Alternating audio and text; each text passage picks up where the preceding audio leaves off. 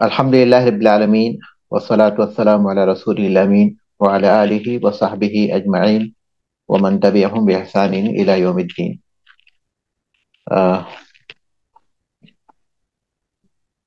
بابو حد الزنا، کوئی ریڈنگ کرے کتاب کی؟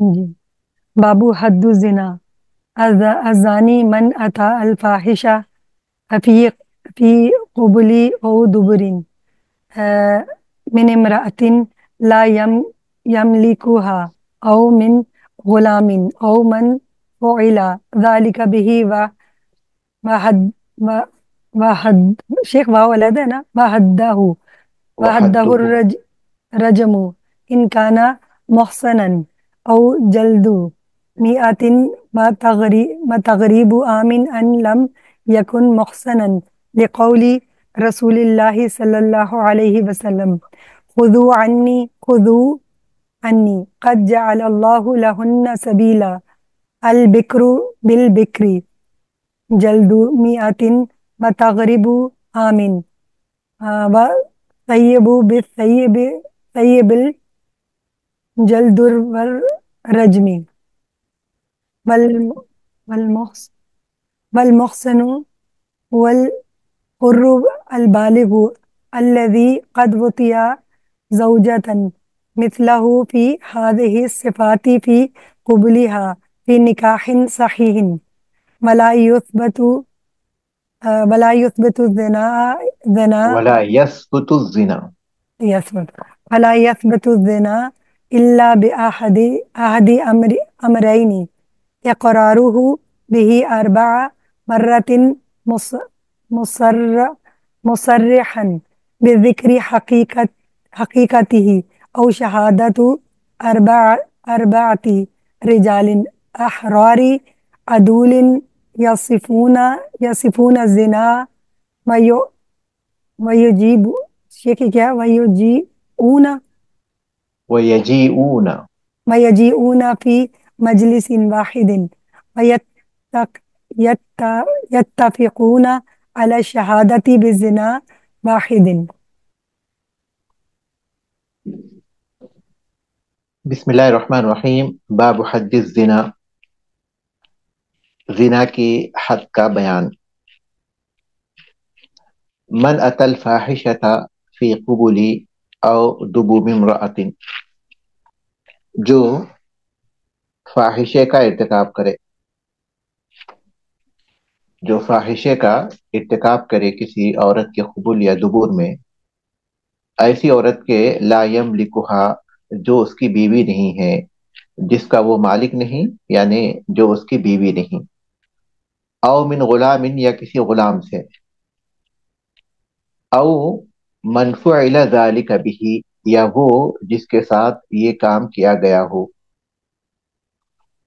فحدہ الرجم، تو اس کی حد رجم ہے، ان کان محصنا، اگر وہ شادی شدہ ہو، اس کی حد رجم ہے اگر وہ شادی شدہ ہو، او جلد مئۃ و تغریب عام، یا 100 کوڑے ہیں اور 1 سال کی جلاوطنی، ان لم یکن محصنا، اگر وہ شادی شدہ نہیں ہے، 100 کوڑے اور 1 سال کی جلاوطنی ہے اگر وہ شادی شدہ نہیں ہے، لقول رسول اللہ صلی اللہ علیہ وسلم، رسول اللہ صلی اللہ علیہ وسلم کے اس قول کی بنیاد پر، خذوا عنی، مجھ سے حاصل کر لو، مجھ سے لے لو، جعل اللہ لہن سبیلا، اللہ تعالیٰ نے ان عورتوں کے لیے راستہ بنا دیا ہے، اللہ تعالیٰ نے ان عورتوں کے لیے راستہ بنا دیا ہے،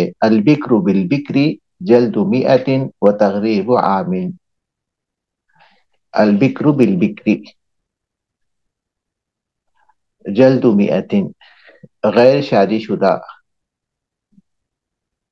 مرد غیر شادی شدہ عورت کے ساتھ، یعنی غیر شادی شدہ کے لیے جلد مئۃ، 100 کوڑے ہیں، و تغریب عام، اور 1 سال کی جلامتنی ہے، والثیب بالثیب، اور شادی شدہ مرد شادی شدہ عورت کے ساتھ، یعنی اگر وہ زنا کرے، جلد میعتن 100 کوڑوں کی سزا ہے، والرجم اور رجم کرنا ہے۔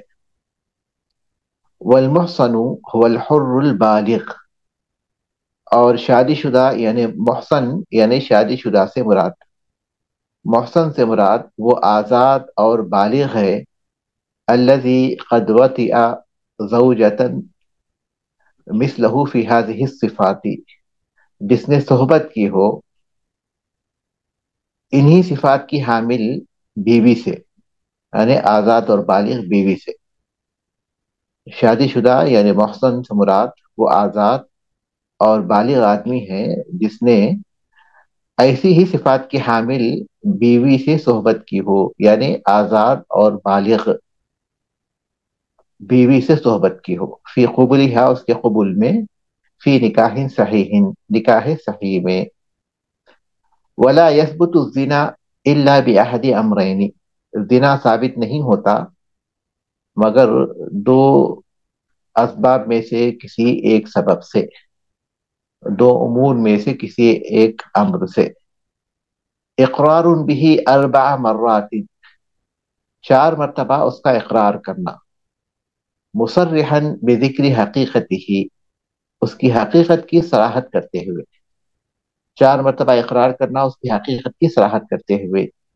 او شہادت 4 رجال احرار، یا 4 آزاد مردوں کی گواہی، عدول جو عادل ہوں، یصفون الزنا جو زنا کی حقیقت کو بیان کریں، ویجیئون فی مجلس واحد اور ایک مجلس میں آئیں، ویتفقون علی الشہادت بزنا واحد اور ایک زنا کی حالت کی گواہی پر متفق ہوں، اور متفق ہوں گواہی پر ایک زنا کی۔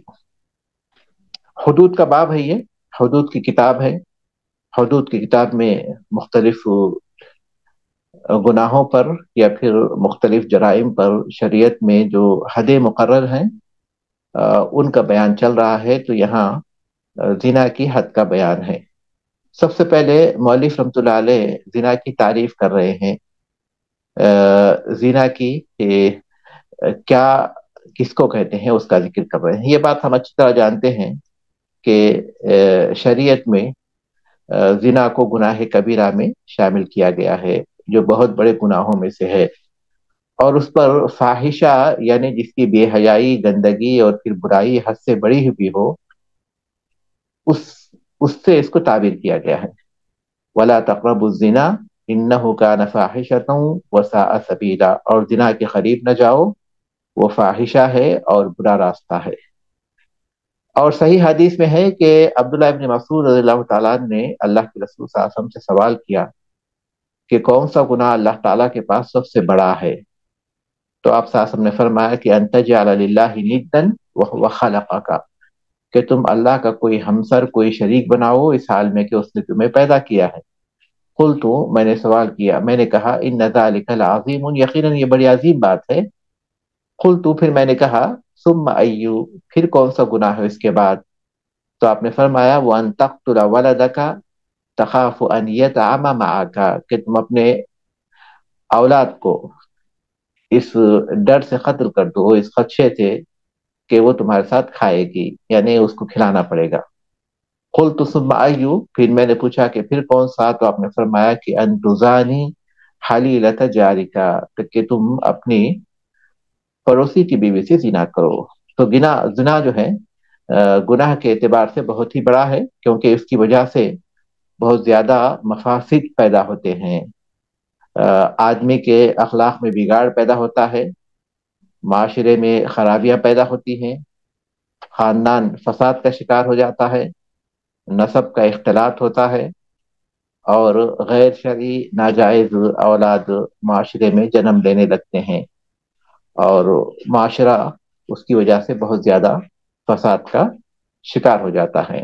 تو اس حیثیت سے اللہ تبارک تعالیٰ نے اسے حرام کیا ہے اور اس کی قباحت کو بہت زیادہ بیان کیا ہے۔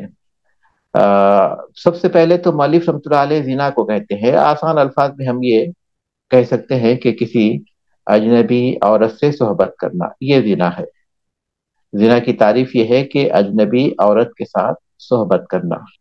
مؤلف رحمۃ اللہ علیہ کہتے ہیں من اتى الفاحشۃ فی قبل او دبور امرأۃ، فی قبل او دبور امرأۃ، جو فاحشہ کو انجام دے کسی عورت کے قبول یا دبور میں، لا یملکھا، جس کا وہ مالک نہیں ہوتا، مطلب جو اس کی بیوی نہیں تو اجنبی عورت سے، او من غلام، جس کو ہم لواطت کہتے ہیں، جس کو اسلام نے حرام کیا ہے، اور اس کے بارے میں ایک قوم کا قرآن مجید میں صاف طور پر ذکر کیا، جس کی وجہ سے اللہ تعالیٰ نے اس کو تباہ کر دیا، اور اس کی سزا بھی وہی ہے۔ یہ الگ بات ہے کہ اہل علم کے درمیان اختلاف ہے کہ اس کی سزا کس طرح دی جائے۔ بہرحال او من غلام، یا کسی غلام سے، یہ تو وہ ہو گئے جو کہ اس برے فعل کو انجام دیتے ہیں۔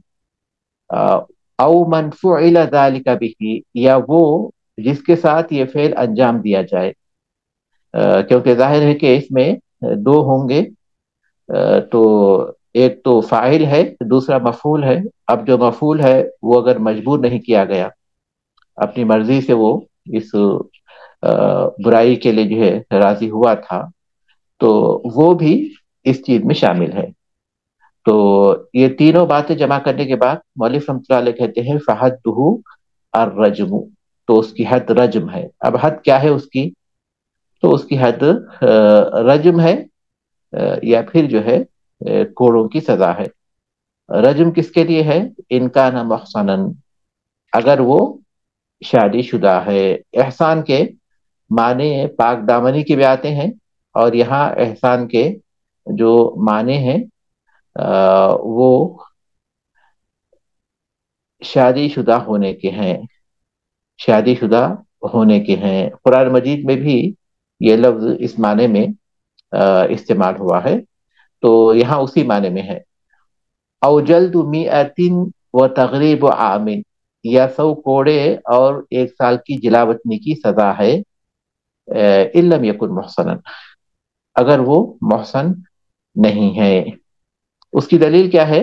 یہ حدیث ہے خذوا عنی فقد جعل اللہ لہن سبیلا، رسول اللہ صلی اللہ علیہ وسلم نے کہا کہ مجھ سے احکام لے لو، اللہ تعالیٰ نے ان کے لیے راستہ پیدا کر دیا ہے۔ قرآن مجید کی اس آیت کی طرف اشارہ ہے جس میں اللہ تبارک و تعالیٰ نے ان عورتوں کو جو کہ اس فاحشے کا ارتکاب کرتی ہیں، ان کو مارنے اور پھر ان کو قید کرنے کا حکم دیا تھا، اور اس کے بعد یہ کہا گیا تھا اس میں کہ یہاں تک کہ اللہ تعالیٰ ان کے لیے کوئی دوسرا حکم لے کر آئے، کوئی دوسرا حکم اللہ تبارک تعالیٰ ان کے لیے بیان کرے۔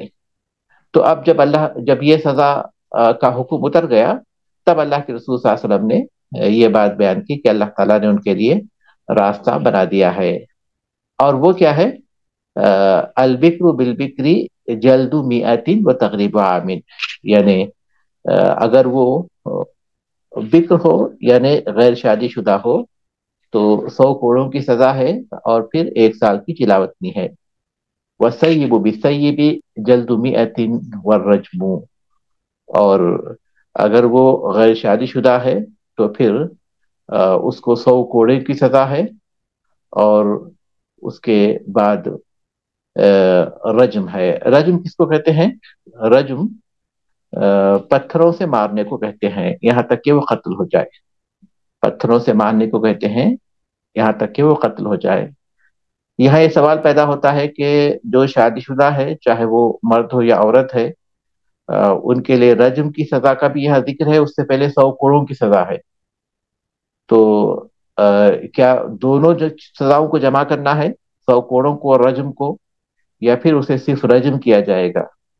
بعض اہل علم اس حدیث کی بنیاد پر کہتے ہیں کہ دونوں کو جمع کیا جائے گا، پہلے 100 کوڑے مارے جائیں گے، پھر اس کے بعد رجم کیا جائے گا، لیکن اکثر اہل علم یہی کہتے ہیں کہ رجم پر اکتفا کیا جائے گا، اس لیے کہ اللہ کے رسول صلی اللہ علیہ وسلم کے دور میں جن کو رجم کیا گیا تھا ان کو 100 کوڑے نہیں مارے گئے تھے، جیسا کہ معاذ رضی اللہ تعالیٰ عنہ ہیں، غامدیہ کی وہ خاتون ہیں، اور پھر دو یہودی ہیں، ان تمام کو جو ہے صرف رجم کی سزا دینے کا اس حدیث میں ذکر آتا ہے۔ تو اس سے بات معلوم ہوتی ہے کہ عبادہ رضی اللہ تعالیٰ کی یہ جو حدیث ہے وہ منسوخ ہے، دونوں سزاؤں کو جمع کرنے کے سلسلے میں، دونوں سزاؤں کو جمع کرنے کے سلسلے میں منسوخ ہے۔ اس کے علاوہ دوسرے بھی احادیث ہیں جس سے یہ بات معلوم ہوتی ہے کہ صرف رجم پر اتفاق کیا جائے گا۔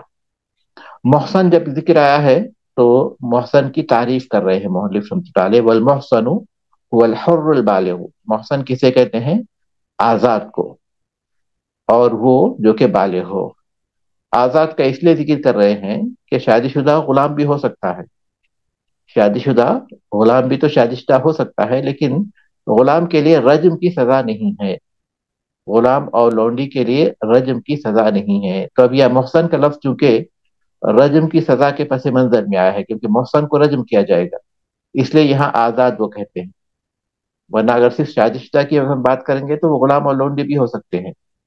اب چونکہ رجم کو آدھا نہیں کیا جا سکتا، اس لیے ان کو 50 کوڑے مارے جائیں گے اگرچہ کہ وہ شادی شدہ ہوں، تو رجم کا حکم ان کے لیے نہیں ہے، اس لیے یہ وہاں آزاد کا لفظ لا رہے ہیں۔ هو الحر، وہ جو کہ آزاد ہو، البالغ، البالغ کے ساتھ العاقل بھی ہے، کیونکہ اللہ کے رسول صلی اللہ علیہ وسلم نے پوچھا تھا ان صحابی سے جو اللہ کے رسول صلی اللہ علیہ وسلم کے پاس پہنچے تھے، معاذ رضی اللہ تعالیٰ عنہ سے، کیا تمہیں جنون تو نہیں ہے؟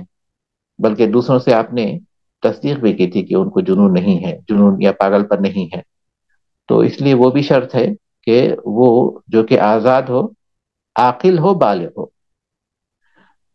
الذی قطوت یا زوجتن مثلہ، جو انہی صفات کی حامل، یعنی کسی دوسری عورت جو کہ آزاد ہے، عاقل ہے، بالغ ہے، اس سے وہ صحبت کیا ہوا ہو، فی قبولہا، اس کے قبول میں، کیونکہ اسی سے محسن، محسن کا جو ہے اس پر اطلاق ہوتا ہے، فی نکاح صحیح، نکاح صحیح میں، یعنی ایسا نکاح جس میں کوئی شبہ نہیں، بلکہ بالکل درست نکاح جس کا شریعت میں ثبوت ہوتا ہے، تو ایسے شخص کو محسن کہتے ہیں۔ پہلی شرط ہے حر، دوسری شرط ہے عقل، تیسری شرط ہے بلوغ، چوتھی شرط ہے قطوتیا زوجتن مثلہ فی ہذہ الصفات، اور پانچویں شرط ہے فی قبولہا، اور چھٹی شرط ہے فی نکاح صحیح۔ جب یہ شرطیں پائی جائیں گی تو اسے محسن کہیں گے، اور پھر اس کے بعد اس سے اگر اس طرح کا جرم ہوتا ہے اسے رجم کیا جائے گا۔ ولا يثبت الزنا الا باحد امرین، زنا ثابت نہیں ہوتا مگر دو میں سے کسی ایک امر کے ذریعے، یہ دو ہی چیزیں ہیں جن سے زنا ثابت کیا جا سکتا ہے، اور سب سے پہلا کیا ہے؟ اقرار به 4 مرات مصرحا بذکر حقیقته، 4 مرتبہ اس کا اقرار کرنا، 4 مرتبہ اس کا اقرار کرنا۔ کیا اس کے لیے 4 مرتبہ کی شرط صحیح ہے؟ اہل علم کا اس میں اختلاف ہے، اکثر اہل علم کہتے ہیں کہ 4 مرتبہ اقرار کرنا چاہیے، کیونکہ حدیث میں آتا ہے کہ اللہ کے رسول صلی اللہ علیہ وسلم کے پاس ایک شخص آیا اور آپ کو کہنے لگا کہ اللہ کے رسول صلی اللہ علیہ وسلم نے زنا کا ارتکاب کیا ہے، تو آپ نے منہ پھیر لیا، یہاں تک کہ 4 مرتبہ اس نے یہی بات کہی۔ اس کے بعد جب اس نے 4 مرتبہ اپنے اوپر گواہی دی تو اللہ کے رسول صلی اللہ علیہ وسلم نے اس کو بلایا اور کہا کہ ابھی کا جنون، کیا تمہیں پاگل پن ہے؟ قال اللہ، انہوں نے کہا کہ نہیں، تو اللہ کے رسول صلی اللہ علیہ وسلم نے پھر پوچھا فہل احسنت، کیا تم شادی شدہ ہو؟ انہوں نے کہا کہ ہاں، تو اللہ کے رسول صلی اللہ علیہ وسلم نے فرمایا کہ اذهبوا به فرجموه، ان کو لے جاؤ اور پھر ان کو رجم کر دو۔ یہ اللہ کے رسول صلی اللہ علیہ وسلم نے ان سے پوچھا، اور پھر یہ کہ وہ زنا کا 4 مرتبہ اقرار کرے اس کی صراحت کرتے ہوئے، اس لیے کہ اللہ کے رسول صلی اللہ علیہ وسلم نے معاذ ابن مالک رضی اللہ عنہ سے کہا تھا کہ ہو سکتا ہے کہ تم نے جو ہے بوسہ لیا ہوگا، یا ہو سکتا ہے کہ تم نے اسے دیکھا ہوگا، اس طرح اتنا ہی کیا ہوگا، لیکن انہوں نے کہا کہ نہیں، بلکہ جماع کی حقیقت کا ذکر کیا۔ تب اللہ کے رسول صلی اللہ علیہ وسلم نے ان کو رجم کرنے کا حکم دیا. تو اسی لیے 4 مرتبہ اقرار کرے، بالکل اس حالت کا ذکر کرتے ہوئے جس حالت کو زنا شمار کیا جاتا ہے. یہ پہلا طریقہ ہے، اور آج تک اسلامی تاریخ میں جن کو بھی سزا دی گئی ہے وہ ان کے اقرار کی وجہ سے ہی دی گئی ہے، کیونکہ زنا کے ثابت کرنے کے لیے جو شرط ہے، دوسرے جو طریقہ ہے اس کا جو ہے واقع ہونا تقریباً ناممکن ہے. او شہادت اربعۃ رجال، 4 آدمیوں کی گواہی. عورتوں کی گواہی اس معاملے میں قابل قبول نہیں ہے، اور نہ ہی عورتوں کے لیے وہ گواہی دینا ممکن ہے. 4 آدمیوں کی گواہی، احرار، جو کہ آزاد ہوں، عدول، عادل ہوں. عادل کا مطلب کیا ہے؟ عادل کا مطلب یہ ہے کہ اپنے دین میں دین میں وہ فرائض کی پابندی کرنے والے ہوں، اور دنیا میں وہ خائن نہ ہو، یعنی ایک خائن کی حیثیت سے وہ مشہور نہ ہو. اپنے دین میں وہ فرائض اور واجبات کو پورا کرنے والے اور بڑے گناہوں سے دور رہنے والے ہوں، ان کو عادل کہتے ہیں. اس اعتبار سے وہ پہچانے جاتے ہوں معاشرے میں. یصفون الزنا، جو زنا کی وصف بیان کرے، یعنی زنا کی جو حالت ہوتی ہے اس حالت کا ذکر کرے باقاعدہ، اس حالت میں انہوں نے دیکھا تھا.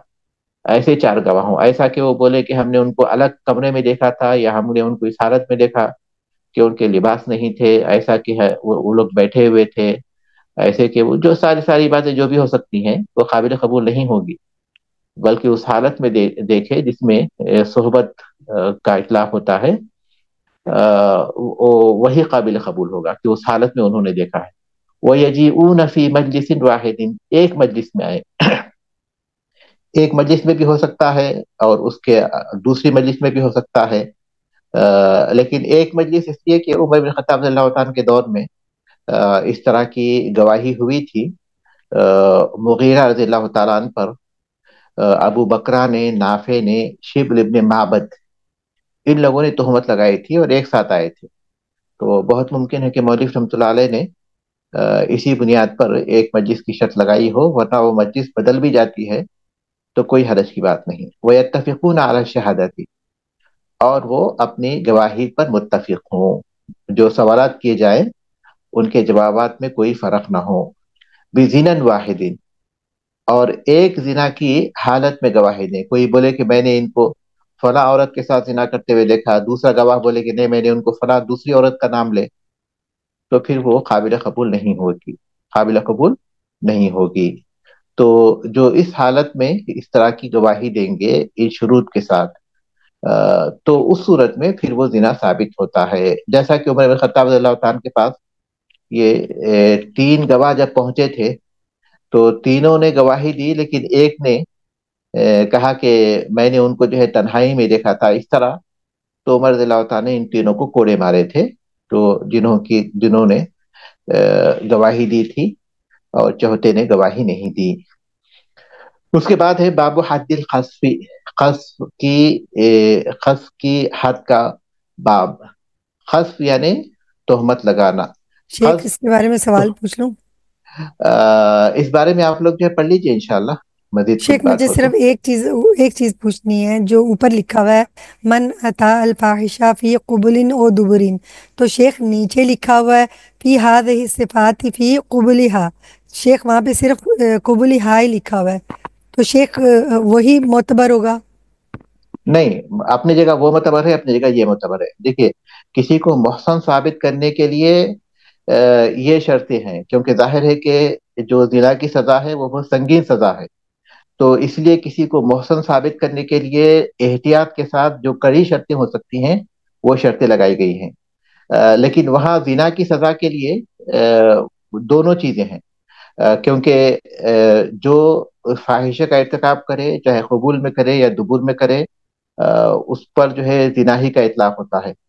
تو ایسی صورت میں اس کو وہی سزا دی جائے گی جو رجم کی سزا ہے، اگر وہ شادی شدہ ہوتا ہے.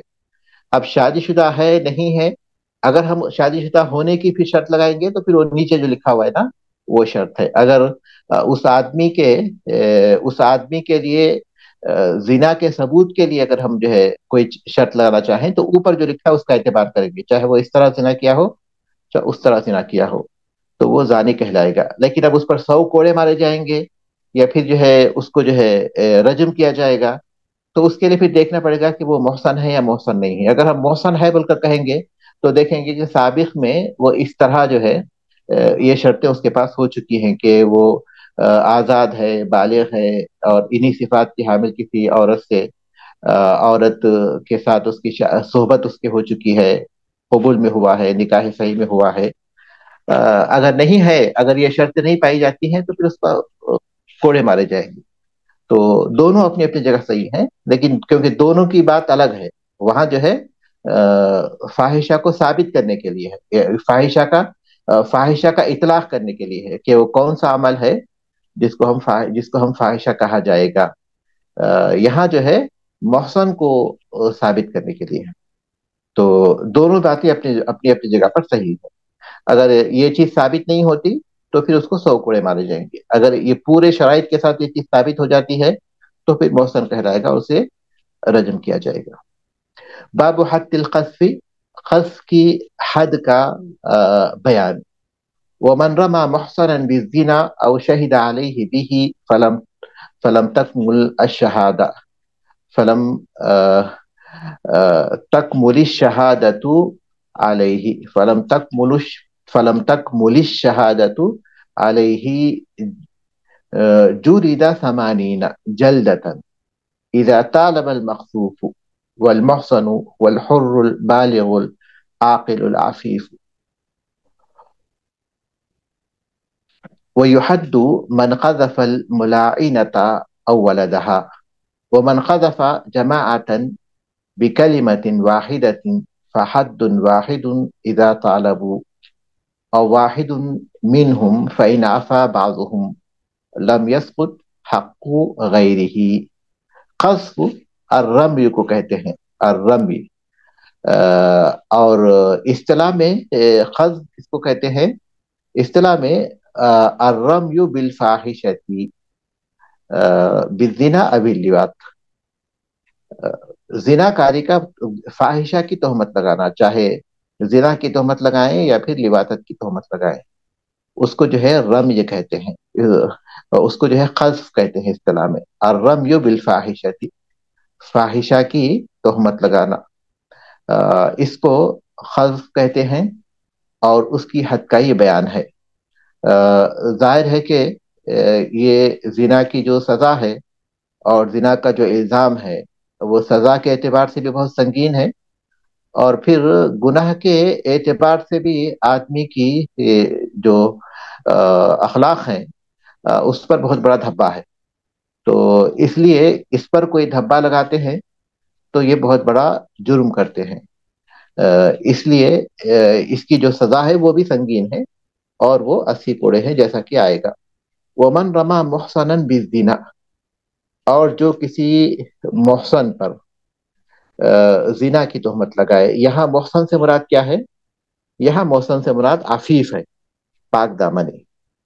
قرآن مجید میں دونوں الفاظ میں جیسا کہ ہم جانتے ہیں سورۃ النساء جہاں بھی آپ نے پڑھا ہے تو وہاں یہ دونوں معنوں میں یہ لفظ استعمال ہوا ہے.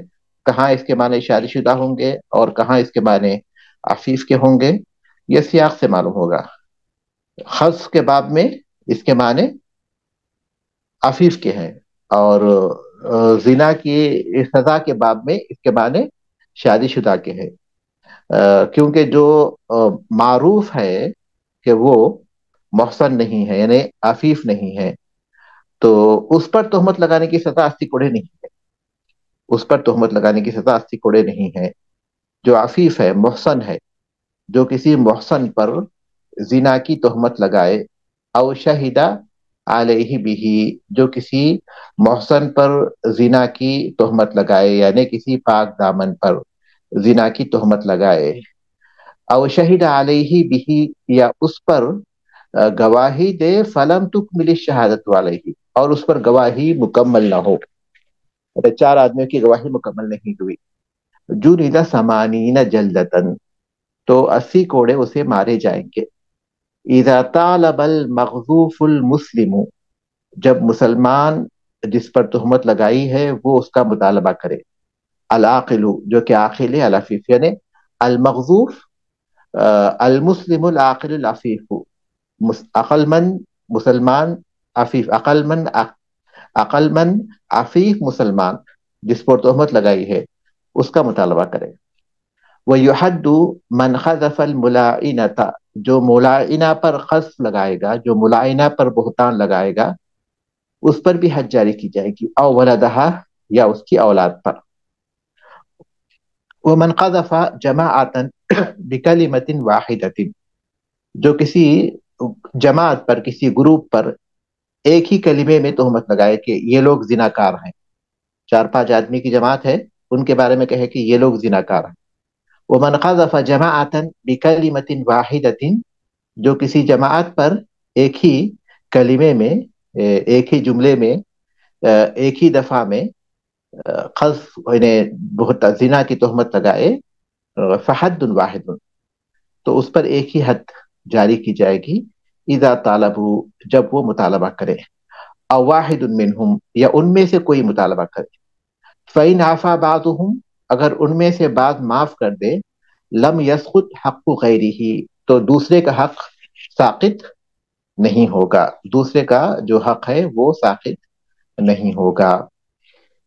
قذف کی تہمت ہے، اور قذف جو ہے یہ تہمت لگانے کو کہتے ہیں، اور اس کو ہم سمجھنا چاہیں تو من رما محصرا بالزنا، اس سے معلوم ہوتا ہے کہ زنا کی تہمت لگانے کو قذف کہتے ہیں، جو کسی پاک دامن پر زنا کی تہمت لگاتا ہے، جو کسی پاک دامن پر تہمت لگاتا ہے زنا کی، او شہید علیہ، یا اس پر کسی پاک دامن پر، پاک دامن چاہے مرد ہو یا عورت، تو اس پر زنا کی گواہی دیتا ہے، فلم تکمل الشہادت علیہ، اور اس پر وہ شہادت مکمل نہیں ہوتی۔ شہادت مکمل نہیں ہوتی مطلب کیا ہے؟ مطلب یہ ہے کہ 4 گواہ کا جو نصاب ہے وہ پورا نہیں ہوتا، گواہی دیتا ہے، آگے بڑھتا ہے، لیکن نصاب پورا نہیں ہوتا۔ ان دونوں حالتوں میں، جو تہمت لگاتا ہے اور کوئی گواہ پیش نہیں کرتا، یا پھر یہ کہ تہمت لگاتا ہے، گواہی میں آگے بھی بڑھتا ہے لیکن گواہی کا نصاب مکمل نہیں ہوتا، دونوں صورتوں میں جلد ثمانین، تو 80 کوڑے اسے مارے جائیں گے، جلد ثمانین جلدتن۔ لیکن کب؟ اذا طالب المغذوف، جس پر تہمت لگائی گئی ہے وہ اس کا مطالبہ کرے، کیونکہ یہ اس کا حق ہے، اگر اس پر کوئی تہمت لگاتا ہے تو اس کی جو سیرت ہے اس کو داغدار کر رہا ہے، اگر وہ اس کو نظر انداز کرتا ہے تو اس پر کوئی کوڑے نہیں برسائے جائیں گے، گویا وہ اپنے حق، اس کا جو حق تھا اس حق سے وہ دستبردار ہو گیا اگر وہ اس کا مطالبہ نہیں کرتا۔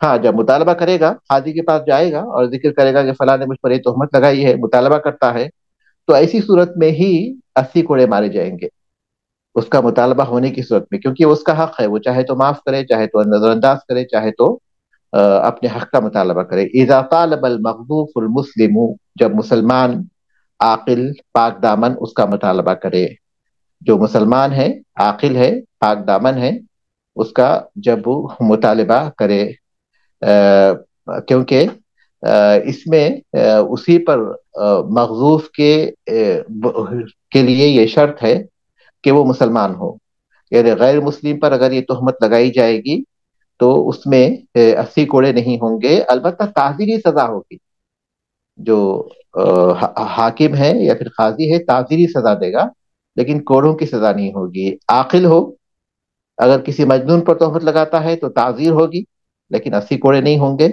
عفیف ہو، اگر کسی بد کردار پر تہمت لگاتا ہے تو تعزیری سزا ہو سکتی ہے، حاکم جو مناسب سمجھے گا، لیکن 80 کوڑے بہتان، یہ جو 80 کوڑوں کی سزا ہے تہمت کی، وہ نہیں ہوگی۔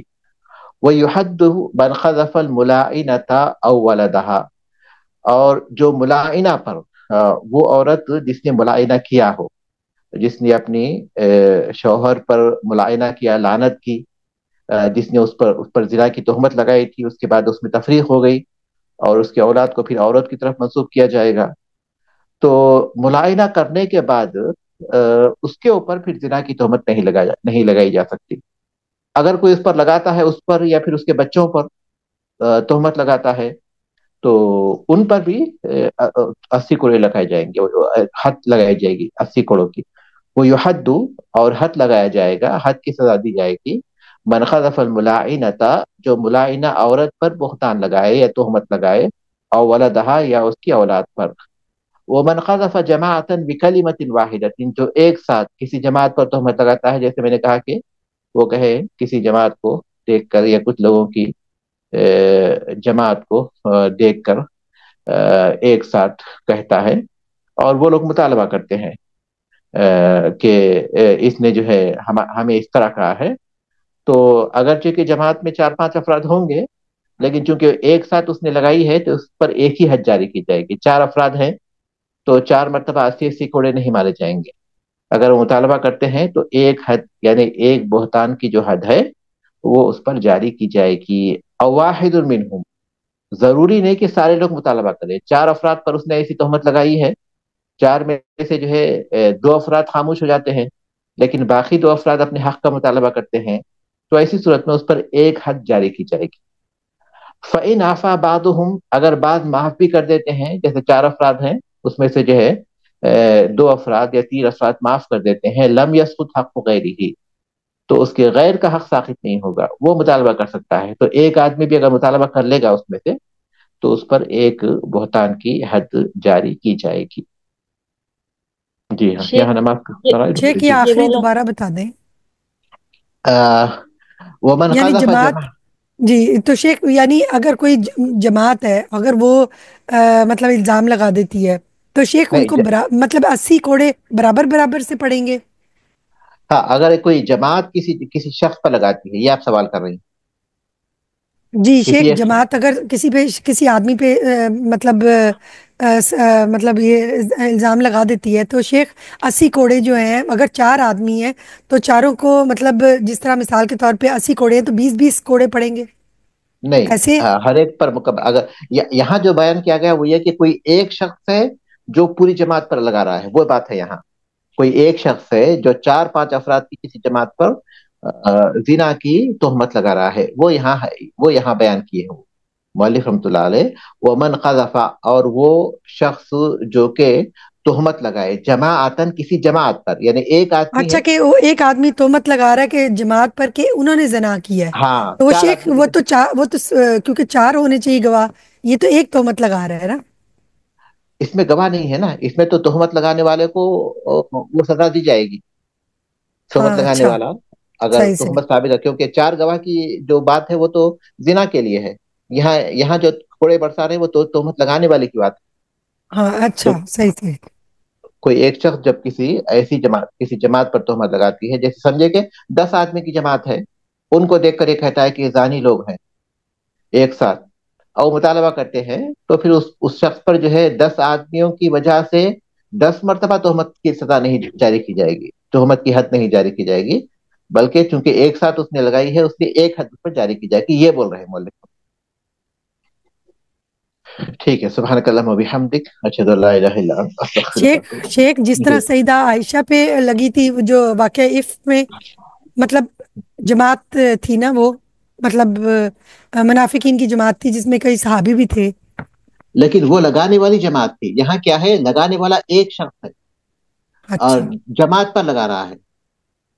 اچھا، اوکے اگر اوکے، سمجھ آ اگر گئی اگر شیخ. کوئی اگر کوئی جماعت لگاتی ہے کسی ایک شخص پر، کوئی جماعت لگاتی ہے کسی ایک شخص پر، تو جماعت میں اگر جو ہے